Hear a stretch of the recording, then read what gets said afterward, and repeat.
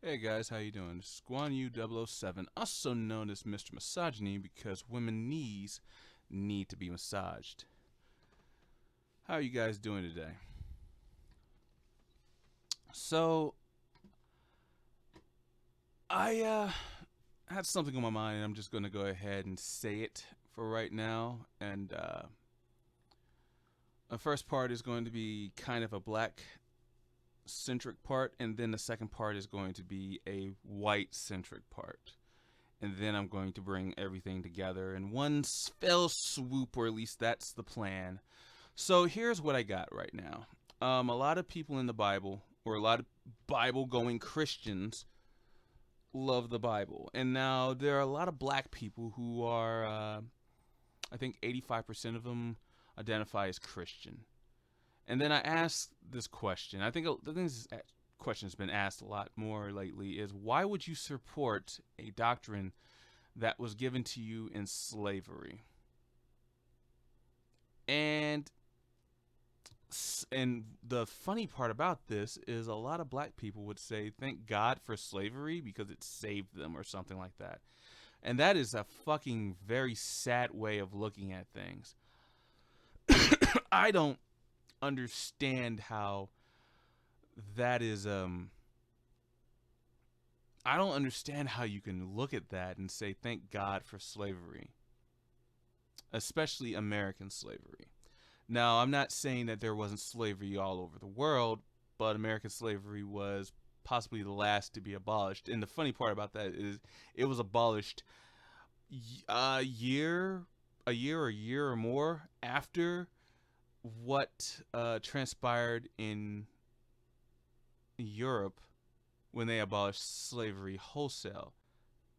But that still doesn't mean slavery doesn't happen today. But a lot of Christians are going against the Quran because the Quran also promotes slavery as well. And the funny part about this is a lot of people who don't read the Quran or the Bible don't seem to realize that each book still promotes it no matter what. Now, a lot of people who are Bible thumpers won't acknowledge the Old Testament, which is weird because even Jesus acknowledges the Old Testament.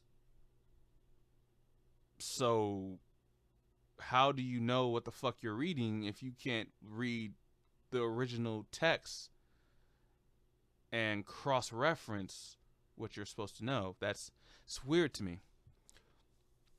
But I got some New Testament quotes here from the Bible, and I want to know what you guys think about this. All right, this one I got is Ephesians 5, but it's actually Ephesians 4 and 5. So I'm going to go ahead and read this out.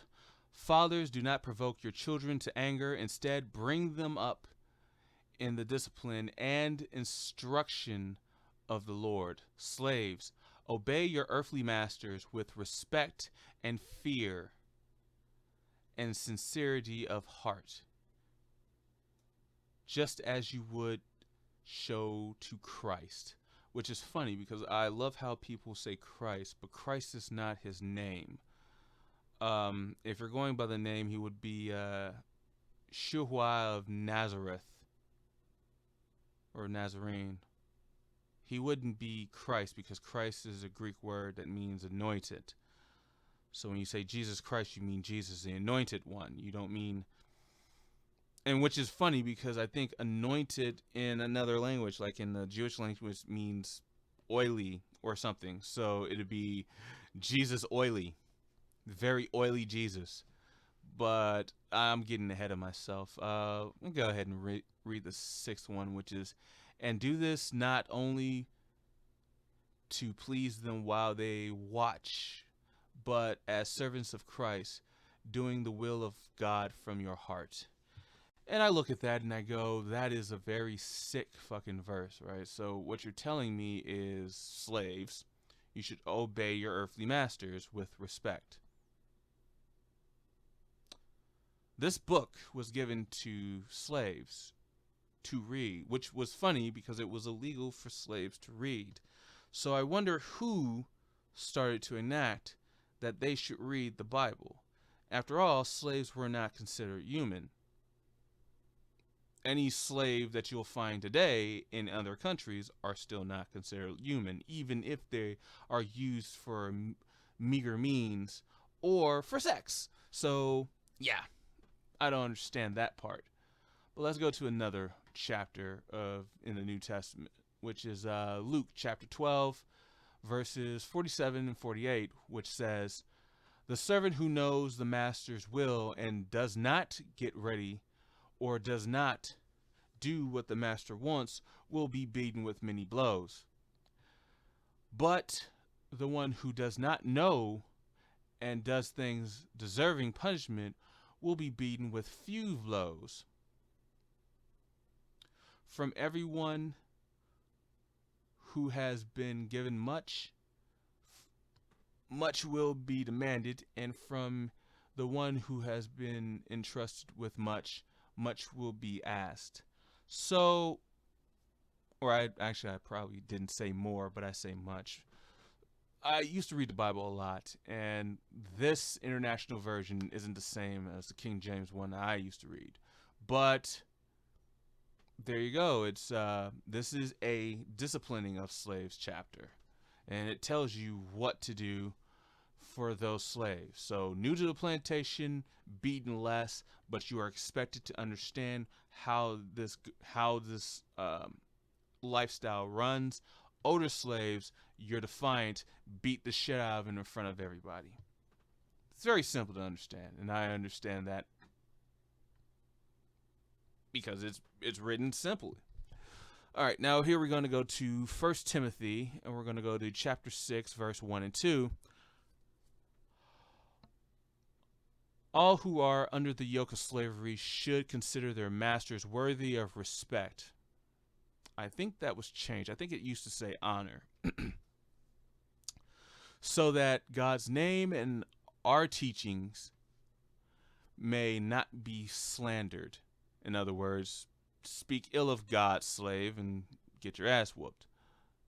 Those who have believing masters should not show them disrespect just because they are fellow believers. Instead, they should serve them even better because their masters are dear to them as fellow believers and are devoted to the welfare of their slaves.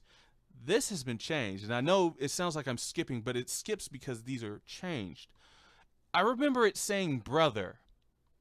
I specifically remember it saying brother, and then it used to ken that the master and slave are brother in the same sense.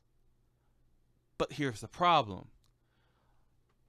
You can't have a slave as your brother because slaves are not considered human, which is weird because in the Bible, they're telling you that, hey, your slave master is very much a human and you should be fine with a human running your life, which is complete and utter bullshit. Now, with this one, I don't think this is a slave term. This is actually Corinthians, 1 Corinthians. Whether Paul or Apollos or Cephas or to the world or the world or life or death or the present or the future, all are yours. Or all belongs to you. Or as you see, there's many translations or reimagined terms of this part of the Bible. And the reimagined terms are very crazy when you look at it. It's like, how many times does this book have to be readdressed and rewritten for people to understand that this book is not real? If this is the word of God, which I'm pretty sure in the Bible it says if you change the word of God, you are going to hell. These people are changing the word of God and they're not going to hell. In fact, it is considered, hey, changing the word of God to help other people, that's fine. But it's not, it's not worthy of sin. And then I have Colossians 3, Colossians chapter 3, verse 22, which is exactly, if you paid attention, the same chapter as Ephesians 6, verse 5, which it just repeats the slave obey your earthly masters and everything, and all do yada yada yada, eyes of curry, yada yada yada, sincerity, yada yada yada, hearts reverent in the Lord. But here's the thing. These are all in the New Testament. So there is no Christian or Catholic who can say that. It doesn't say that. It doesn't say anything about slavery, especially to black people. Now, what's really funny is we know that this is made to hold slaves, but who gave these books to white people in general? And now I'm on the white-centric part. So if you're white and you wait on for me to talk about what's going on with you guys, this is it.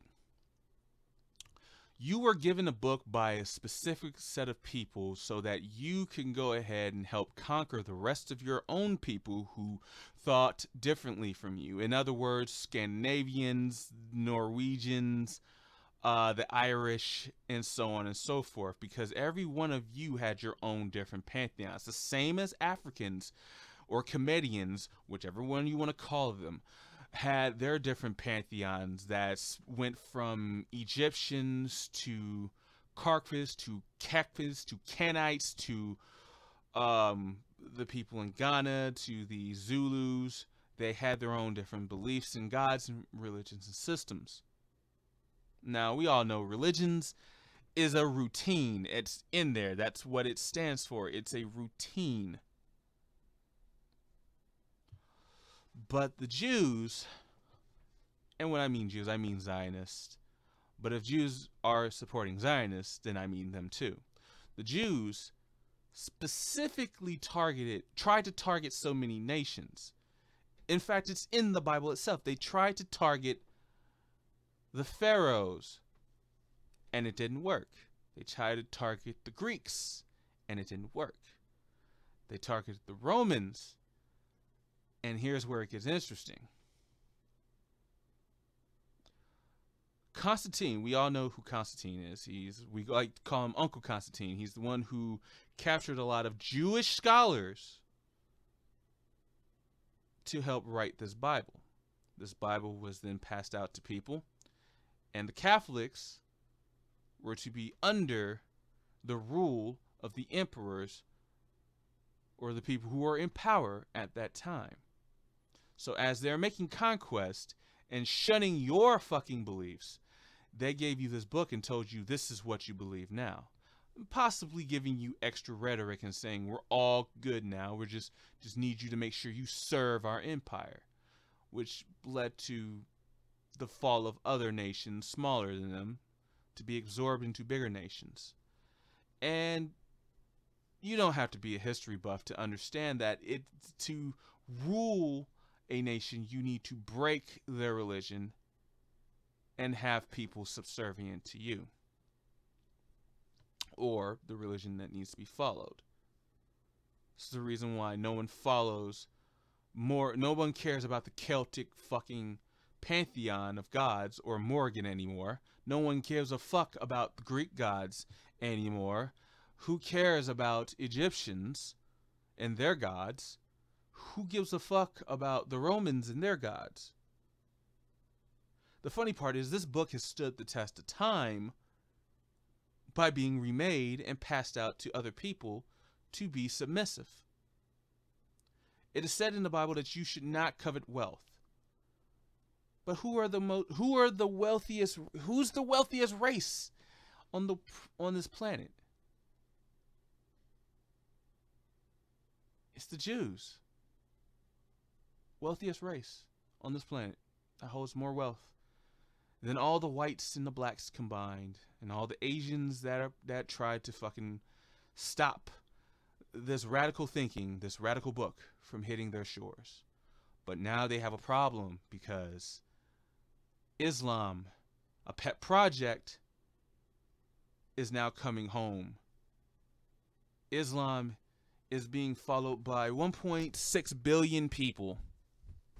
And this is a problem because they believe what their book says. A lot more people believe in their book than a lot of Christians do, and a lot of Catholics do. So the Jews are now hiding behind the wall of Christians and Catholics. Hopefully they will get mad and attack the Islamic terrorists. Two wrongs don't make a right. I'm a firm believer in that. Two wrongs never make a right. And what I have to say about this is these people, these Jews, these Zionists are specifically separating everyone into classes. So you'll never have a real harmony with your people. I mean, blacks and whites have been trying this for years and they still don't have it. It's been introduced so many times, and there'll never be any real one singular rule anymore because they have been broken up.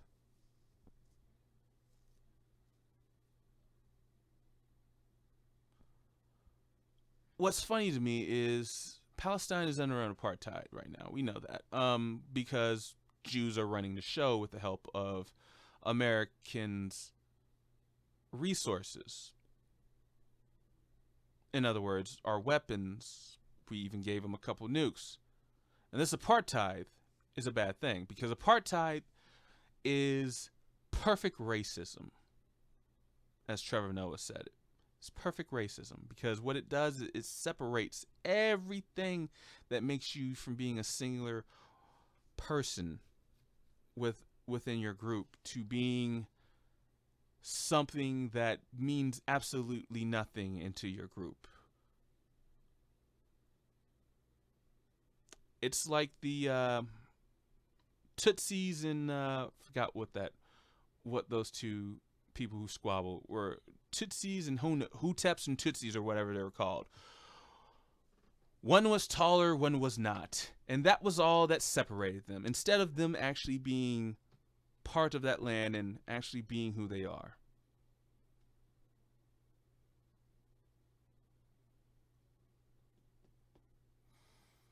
I feel that this train of thought, these apartheids, and we know who's doing it, but we don't do anything about it. America won't stop their funding for this. And this is horrible. We're supporting slavery for other people. We're supporting apartheid for other people. We can't fucking stop our allies from doing this. And I don't understand why, considering we are the strongest country in the world, unless somebody can tell me differently.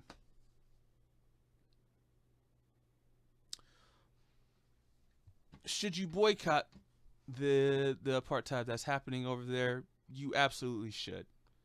It's horrible. And I've got the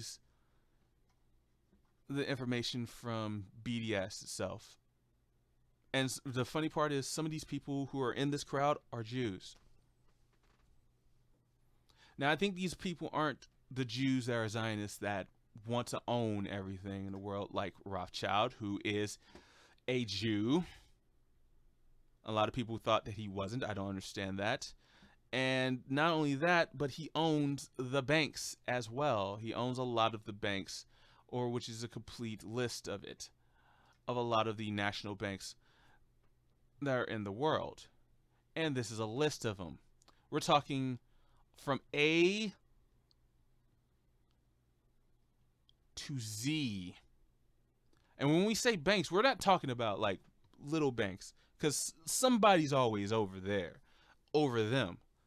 But the banks can't make money without a Federal Reserve, which we're called the World Bank. If you ever played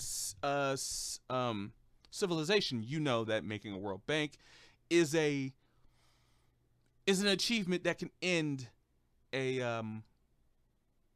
your conquest. And I wonder if nobody realized why that was. Well, it's quite simple. If you control the money that people need, you control the people in general. So I'm going to go ahead and take the screen down and we're going to see this. So this is a list of the companies that support Israel, even through their apartheid. And these are the companies that are just in the U.S. alone, right? You see Ben and Jerry's there, BMC Software, Boeing, Burger King. Was that Capital Group companies? Let's see. FEI, Frank's.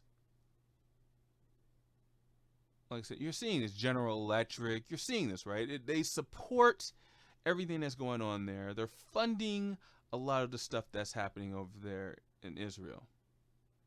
Kentucky Fried Chicken, McDonald's, and they have no qualms with letting people die. Now, I'm not saying to be a bleeding heart, Taco Bell, but what's right is what's right. We shouldn't be allowing this to happen on our watch as Americans.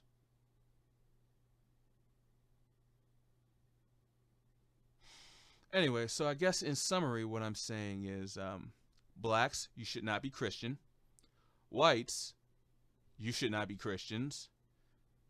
Jews, you know about the Bible, but you didn't say anything about it. Zionists are controlling everything in the world right now, including our economy.